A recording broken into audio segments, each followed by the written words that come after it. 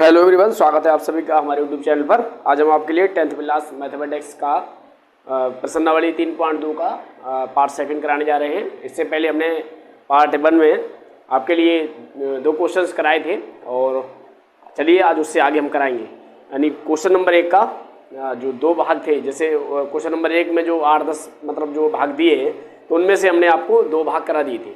तो आइए आज हम उससे आगे देखते हैं। सबसे पहले तो आइए देखते हैं तीसरे नंबर का। सबसे पहले क्वेश्चन पढ़ते हैं।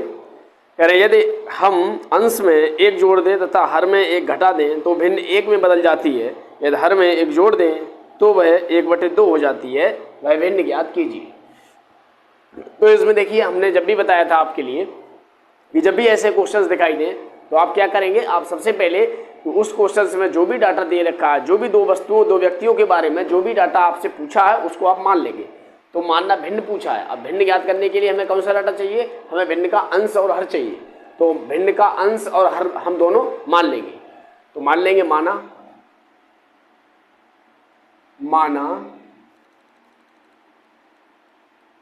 भिन्न का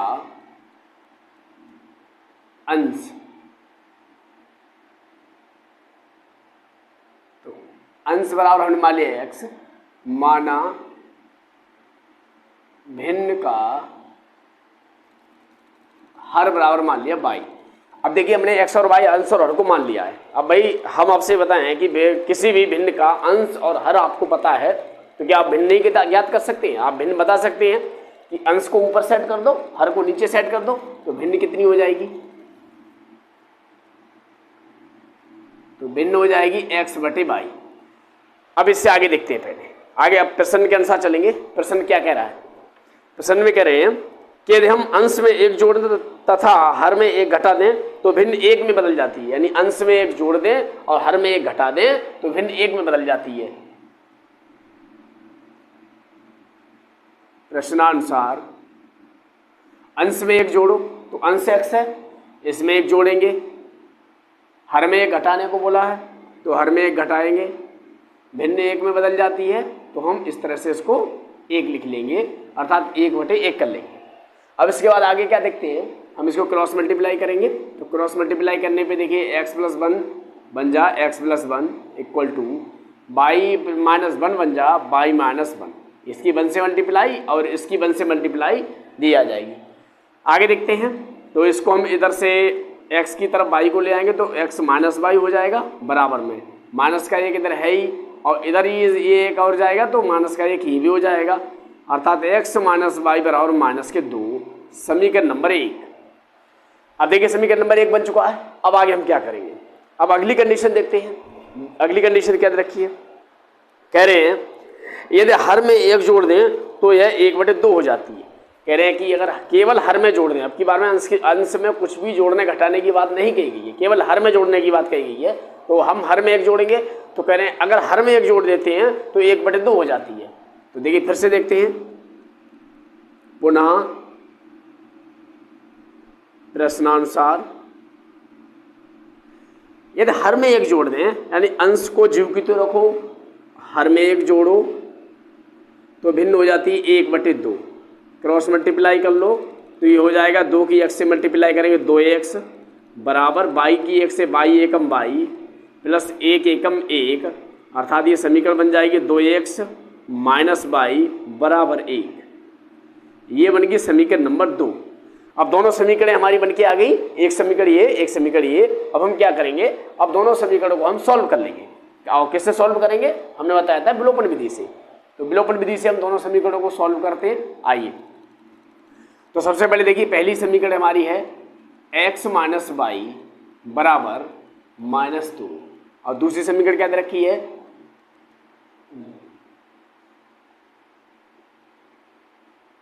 दूसरी समीकरण दे रखी है 2x -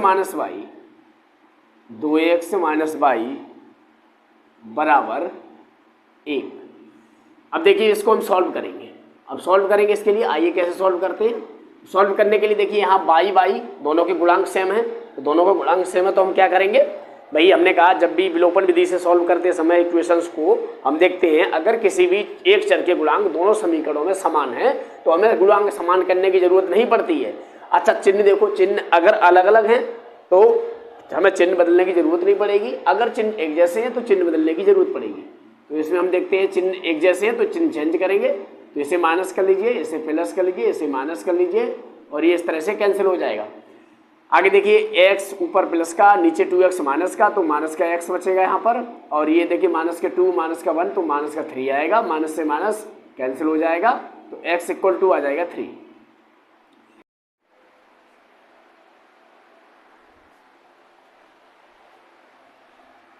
चलिए हम आगे देखते हैं x का मान समीकरण 1 में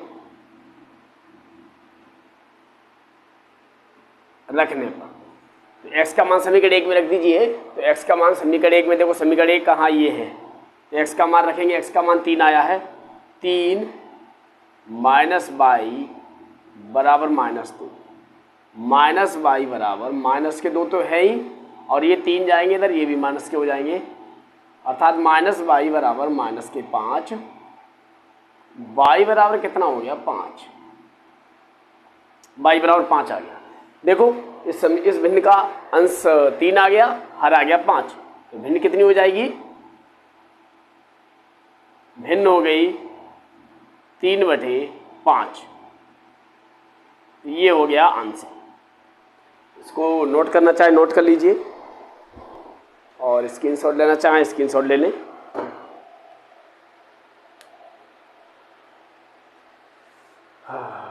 चलिए आगे देखते हैं अगला क्वेश्चन।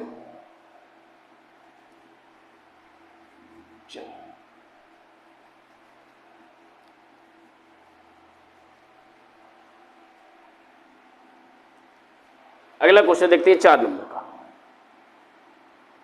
4 नंबर का देखिए, तो इसमें आगे देखेंगे आप 5 वर्ष पहले नूरी की आयु सोनू की आयु की 3 गुनी थी, 10 वर्ष पश्चात नूरी की आयु सोनू की आयु की 2 गुनी हो जाएगी, नूरी और सोनू की आयु कितनी है। तो वर्तमान आयु पूछी है, तो आप क्या करेंगे, दोनों की वर्तमान आयु, हमने कहा जब भी दो व्यक्ति या वस्तुओं के बारे में जिक्र किया जाए तो उनके बारे में जो डाटा पूछा जाए उसको आप मान लेंगे। मानेंगे, माना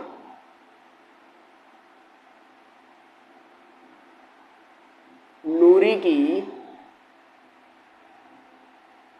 वर्तमान आयु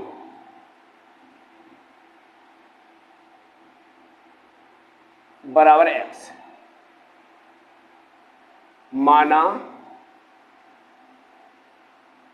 सोनू की वर्तमान आयु बराबर 22। अब क्वेश्चन में कह रहे हैं कि 5 वर्ष पूर्व नूरी की आयु सोनू की आयु की 3 गुनी थी, तो 5 वर्ष पूर्व नूरी की आयु क्या हो जाएगी, x - 5 हो जाएगी। हमने कहा पहले की आयु के लिए घटा के निकालते हैं और बाद की आयु को जोड़ के निकालते हैं, और 5 वर्ष पहले की सोनू की आयु 22 - 5 हो जाएगी। उनमें रिलेशन क्या दे रहे हैं, जरा रिलेशन देख लीजिए। कह रहे हैं 5 वर्ष पूर्व नूरी की आयु सोनू की आयु की 3 गुनी थी, अर्थात ये जो है इसकी 3 गुनी है, ये कैसे इसकी 3 गुनी है। तो आइए इसको देखते हैं, तो ये हो जाएगा x - 5 बराबर ये 3 की 22 से मल्टीप्लाई 3y, 3 की 15 से हो जाएगा माइनस की 15। इसको ऐसे लिख सकते हैं x माइनस के 3y इधर ले आइए, x - 3y बराबर माइनस के 15 हैं और 5 उधर जाएंगे प्लस के हो जाएंगे, अर्थात x - 3y बराबर माइनस के 10, समीकरण नंबर 1। अब फिर से देख लीजिए पुनः प्रश्नानुसार दूसरी कंडीशन क्या दे रखी है, दूसरी कंडीशन दे रखी है कि 10 वर्ष पश्चात नूरी की आयु सोनू की आयु की 2 गुनी हो जाएगी। 10 वर्ष पश्चात की आयु हमने कहा कैसे निकालेंगे, जोड़ के निकालेंगे, क्योंकि कभी भी तो 10 वर्ष पश्चात की आयु देखो पहले कैसे निकालेंगे, इसकी आयु 10 वर्ष पश्चात की क्या हो जाएगी, x + 10 बराबर, तो दोनों में रिलेशन क्या दे रखा है, इसकी 10 वर्ष बाद की आयु क्या हो जाएगी, y + 10, और दोनों में रिलेशन क्या दे रखा है देख लीजिए। कह रहे हैं 10 वर्ष पश्चात सोनू की आयु की नूरी की आयु सोनू की आयु की 2 गुनी हो जाएगी। तो इसमें देखिए 2 गुना संबंध दे रहे हैं, तो इसमें क्या दे रहे हैं 2 गुना, तो 2 गुना कर दीजिए। इसको सॉल्व कर लीजिए। x प्लस 10 बराबर 2 की मल्टीप्लाई बाई से 2y, 2 की मल्टीप्लाई 10 से 2 दूनी 20, 2 ढाई 20। इसको ऐसे कर लीजिए, 2y को इधर ले आइए, x माइनस 2y बराबर 20 तो हैं, 10 उधर जाके माइनस के हो जाएंगे, x माइनस 2y बराबर 10। समीकरण नंबर 2। अब दोनों समीकरणों को हम हल कर लेंगे। तो दोनों समीकरणों को आइए हम हल करते हैं। तो पहली समीकरण देखो ये है, विलोपन विधि से हल करेंगे दोनों समीकरणों के लिए। दूसरी समीकरण ये है, पहली समीकरण ये है x माइनस 3y बराबर माइनस के 10। समीकरण नंबर 1 लिख ली इसी के बराबर में हमने। अब देखिए इनसे देखते हैं कि भाई कुछ लोग ये कहेंगे कि पहली समीकरण पहले क्यों ना लिखी, बात दूसरी समीकरण पहले लिख ली, उससे कोई फर्क नहीं पड़ेगा। तो आगे देखते हैं। देखो इसमें चिन्ह सेम है तो चिन्ह अलग अलग करेंगे। तो इसको माइनस कर लीजिए, इसको प्लस कर लीजिए, इसको प्लस कर लीजिए और ये कट गए। बचा क्या? बचेगा 2y माइनस का, 3y प्लस का, तो केवल y बचेगा प्लस का। तो y बराबर यहाँ देख लीजिए, तो y बराबर कितना बचेगा? तो ये बचेगा आपका प्लस प्लस के 20, अर्थात y बराबर कितना आ गया? y बराबर 20 आ गया। अब y बराबर 20 आ गया। अब हम y का मान रख के x का मान पता कर लेंगे। तो हम लिखेंगे y का मान समीकरण 1 में रखने पर, 1 में रखने पर आइए रखते हैं। तो y का मान रखिए समीकरण 1 में, x माइनस के 3 गुणा y का मान 20 आया है, 20 रख लीजिए, बराबर में 10 है, 10 रहने दीजिए। तो ये हो जाएगा x माइनस के 20 दिया कितना हो जाएगा? 60 हो जाएगा। सॉरी माइनस 10 है यहाँ पर, तो माइनस 10 लिखेंगे। तो ये हो जाएगा बराबर में माइनस के 10, x बराबर माइनस के 10 रहेंगे, ये 60 इधर जाके प्लस के हो जाएंगे। तो x बराबर क्या हो जाएगा? माइनस के 10 प्लस के 60, 50। देखिए नूरी की आयु कितनी आ गई? 50 वर्ष। नूरी की आयु 50 वर्ष और सोनू की आयु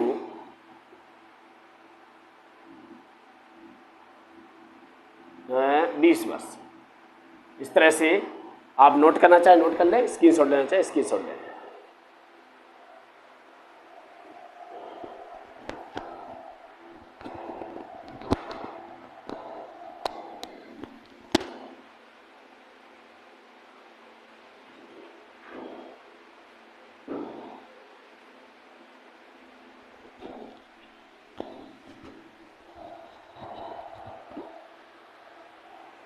चलिए आगे देखते हैं अगला क्वेश्चन।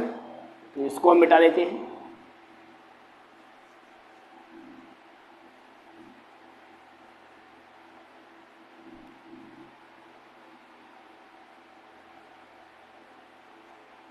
अगला क्वेश्चन देखते हैं भाई। अगला क्वेश्चन है 2 अंकों की एक संख्या के अंकों का योग 9 है। तो भाई देखते हैं 2 अंकों की एक संख्या की बात कही गई है। तो 2 अंकों की एक संख्या जो है उसमें कौन कौन से अंक होंगे? इकाई अंक और दहाई अंक होंगे। तो हम दोनों अंकों को मान लेंगे, माना इकाई अंक ये, दहाई अंक ये, और इस तरह से हम सॉल्व कर लेंगे। तो आइए देखते हैं। माना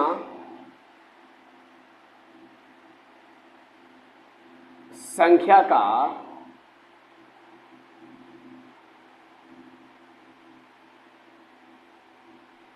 इकाई अंक बराबर x, माना संख्या का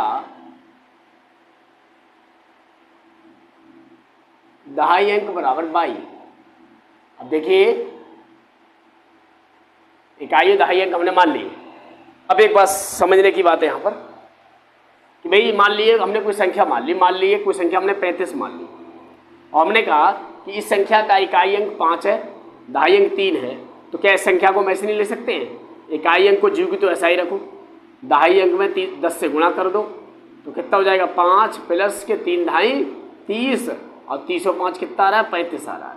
तो अगर 35 को हम ऐसे भी तो लिख सकते हैं कि इकाई का अंक प्लस 10 गुणा ढाई का अंक, इकाई का अंक प्लस के 10 गुणा ढाई का अंक, तब भी तो वही संख्या मिलेगी। तो इसी नियम के ध्यान में रखते हुए हम यहाँ पर लिखेंगे इसके लिए। तो संख्या क्या हो जाएगी यहाँ पर देखो, पहले संख्या हो जाएगी इकाई का अंक हमने x माना है प्लस 10 गुणा दहाई अंक, 10 गुणा दहाई अंक अर्थात 10 बाई हो जाएगा ये। बस अब ये आगे संख्या। अब आगे देखते हैं आगे क्या कह रहे हैं।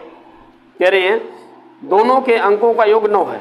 दो अंकों की संख्या के अंकों का योग कितना दे रहे हैं? 9 दे रहे हैं।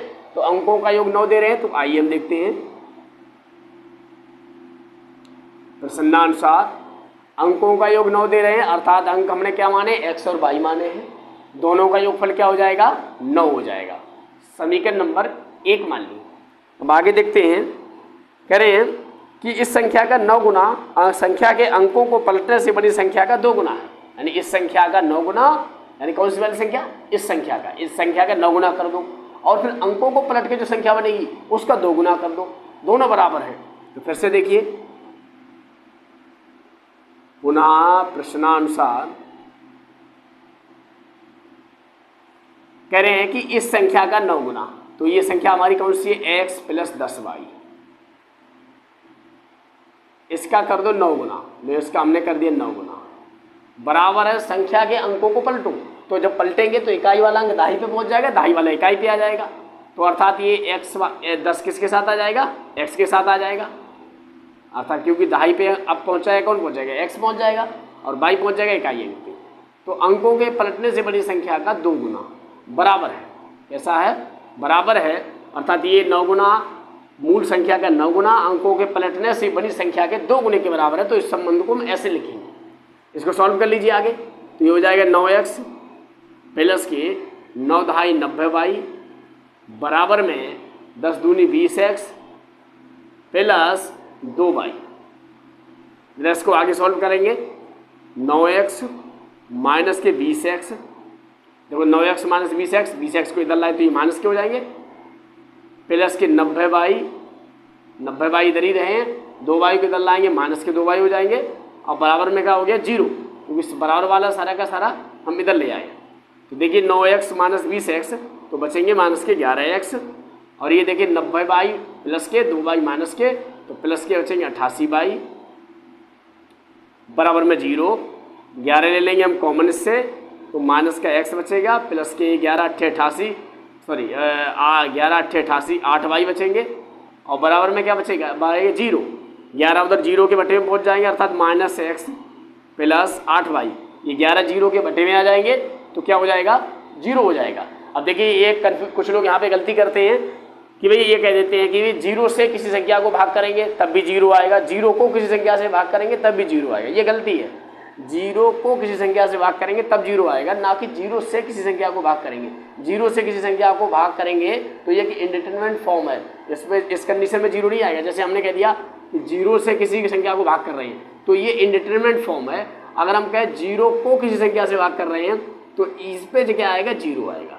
तो ये बात समझने की है। तो आगे देखते हैं। तो समीकरण नंबर इसको हमने 2 मान लिया। अब दोनों समीकरणों क्या करेंगे? सॉल्व कर लेंगे। तो समीकरण नंबर 2 ये लिखी हमारी। समीकरण एक ऊपर आई है कि x प्लस y बराबर में कितना है? बराबर में कितना है? 9। समीकरण नंबर 1। यहाँ से देखिए माइनस x और प्लस x दोनों के गुणांक बराबर हैं, दोनों के चिन्ह अलग अलग हैं, तो हमें कुछ करने की ज़रूरत नहीं है, सिर्फ काटना है। और जब भी चिन्ह चेंज करने ना पड़े तो हम लिखते हैं जोड़ने पर। काय पे लिखते हैं?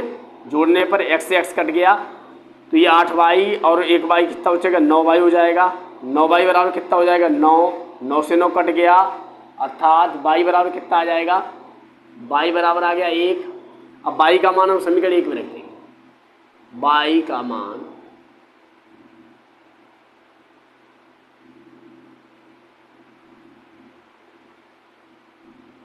समीकरण 1 में रखने पर, तो y का मान समीकरण 1 में रखिए। बस समीकरण 1 x प्लस वाई बराबर 9 है, तो y का मान कितना आया? 1 आया है। तो x प्लस 1 बराबर 9, x बराबर कितना हो जाएगा? 9। 1 उधर जाके माइनस का हो जाएगा, x बराबर आ जाएगा 8। अर्थात दहाई, अगर हम देखें इकाई अंक 8 आ गया, दहाई अंक 1 आ गया, तो संख्या कितनी हो जाएगी? देखो इकाई अंक आ गया 8, 2.5 अंक आ गया 1, और संख्या कितनी हो जाएगी 18। अब देखिए उत्तर चेक करने का तरीका बताएं। उत्तर चेक करने का तरीका तब काम करता है बहुत अच्छे से जब एग्जाम में आप सवाल कर रहे होते हैं। एग्जाम में आपको आंसर शीट तो आपके पास होती नहीं है, तो आप कैसे करेंगे, तो आप उत्तर को चेक इस तरह से करेंगे कि भाई देखिए ये 18 है, ऊपर दे रखा है कि संख्या का जो संख्या है इसके अंकों का योग 9 हो रहा है। देखो 18 के अंकों का योग 8 और 1 9 हो रहा है, पहली कंडीशन सेटिस्फाइड है। दूसरी कंडीशन क्या कह रहे हैं, दूसरी कंडीशन में कह रहे हैं कि इस संख्या का 9 गुना, देखो ये संख्या कितनी है 18 है, ठीक है, इस संख्या का 9 गुना, तो 18 नेमा कितने होते हैं 162। लो इस संख्या का 9 गुना कर दूं तो 9 गुना हो जाएगा 162। अंकों को पलटने से बड़ी संख्या के 2 गुने के बराबर है, तो 18 के जब अंकों को पलट देंगे तो कितनी बन जाएगी ये संख्या 81 बन जाएगी, और 81 का 2 गुना कितना होता है 162 होता है। देखो दोनों बराबर आ रहे हैं, तो ऐसी कंडीशन में हम देखते हैं कि हमें वो मतलब हमारा उत्तर बिल्कुल सही है। ठीक है, आइए आप नोट कर लीजिए।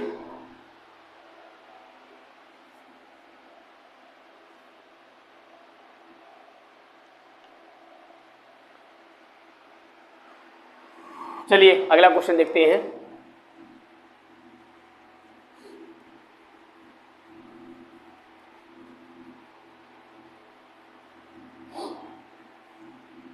चलिए अगला क्वेश्चन देखते हैं। अगला क्वेश्चन है, मीना रुपए 2000 निकालने के लिए एक बैंक गई। उसने खजांची से 50 तथा 100 के नोट देने के लिए कहा। मीना ने कुल 25 नोट प्राप्त